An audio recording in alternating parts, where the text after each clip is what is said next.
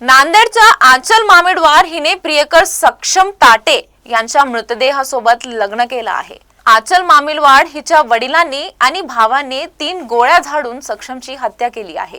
गोळ्या लागल्यानंतरही सक्षम पळत होता। त्यानंतर त्याच्या डोक्यात फरशी घातली आणि त्याचा जीव घेतला।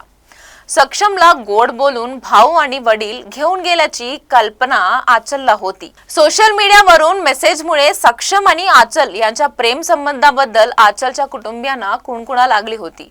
सक्षमला आंचलपासून दूर राहण्याचा सल्ला तिच्या भावाने दिला देखील होता, मात्र तरीही आंचल आणि सक्षम ऐकण्यास तयार नव्हते। सक्षम ताटे अवघ्या 20 वर्षाचा होता, मात्र त्याची गुन्हेगारी पार्श्वभूमी होती। हेच नाही तर आंचल मामेडवार हिच्या कुटुंबाचीही गुन्हेगारी पार्श्वभूमी आहे।